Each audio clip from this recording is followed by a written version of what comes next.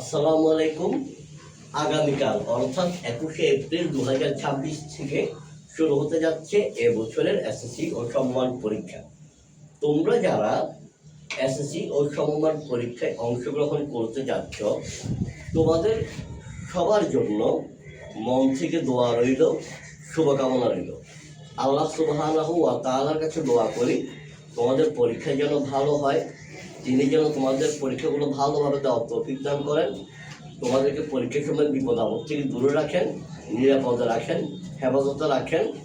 যার যে মনের আশা আছে রেজাল্ট নিয়ে, সেই মনের আশা যেন পূর্ণ হয়।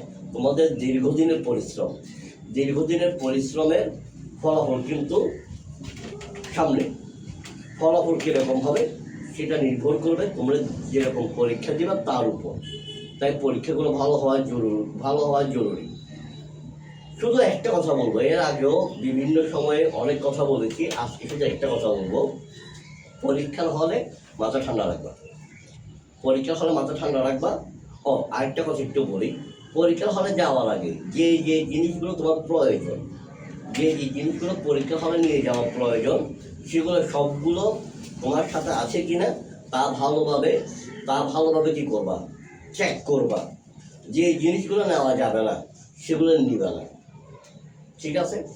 আর পরীক্ষার হলে যাওয়ার পর মাথা ঠান্ডা রাখবা।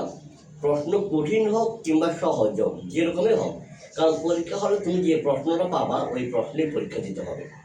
প্রশ্ন পরিবর্তন করা যাবে না। প্রশ্ন সহজ হলো ওইটা, কঠিন হলো ওইটা। তাই প্রশ্ন সহজ হলে খুশিতে অতিরিক্ত উত্তেজিত হবা না, তখন পারা জিনিসগুলো ভুল করতে পারো। আবার প্রশ্ন কঠিন হয়েছে অতিরিক্ত টেনশন যদি করো তাহলে পরীক্ষায় যতটুকু প্রস্তুতি ছিল ততটুকু প্রস্তুতিও কি সর্বনাশ হয়ে যাবে, ঠিক আছে? দেখবা যেগুলো পারতেছো সেগুলো তখন পারবা না। কারণ তুমি পরীক্ষা হলে যদি আলাদা না করো, প্রশ্ন দেখে তুমি যদি বেহুশ হয়ে যাও, তারপরে কিন্তু প্রশ্ন চেঞ্জ করা হবে না। তুমি যদি প্রশ্ন দেখে একবার বেহুশ হয়ে যাও, অজ্ঞান হয়ে পড়ে যাও, তাও কিন্তু প্রশ্ন চেঞ্জ করা হবে না। প্রশ্ন যেটা আছে ওইটা দিয়ে পরীক্ষা দিতে হবে।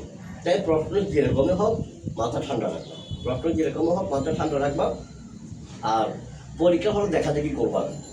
এই বছর গার্ড যতটুকু বোঝা যাচ্ছে, এবছর গার্ড কড়াকড়ি হবে। পরীক্ষা হলে খুব কড়া গার্ড পড়তে পারে। যদি কারো খাতা নিয়ে ফেলে, কারো খাতা মনে করো তুমি দেখি করছো, তোমার থেকে খাতাটা নিয়ে ফেললো, খাতাটা আর দিল না, তখন তুমি মারাত্মকভাবে ক্ষতিগ্রস্ত হবে। পরীক্ষা হলে মাথা ঠান্ডা রাখবা। আর পরীক্ষা হলে যাওয়ার আগে যে জিনিসগুলো নেওয়া প্রয়োজন সেগুলো নিবা। আর পরীক্ষা হলে দেখাদেখি করবা না। আমি জানি আমি দেখাদেখি করতে মানা করলেও যারা করার তারা করবে, কিন্তু একটা কথা বলি, নিজের ক্ষতি হয় এরকম কিছু করিও না। দেখাদেখি করতে গিয়ে যদি তোমার খাতাটা চলে যায় কিংবা তোমাকে বহিষ্কার করে দেয়, তাহলে তোমার কি হবে সেটা তুমি ভালো জানো। সবার জন্য দোয়া রইল, শুভকামনা রইল। ধন্যবাদ। আসসালামু আলাইকুম।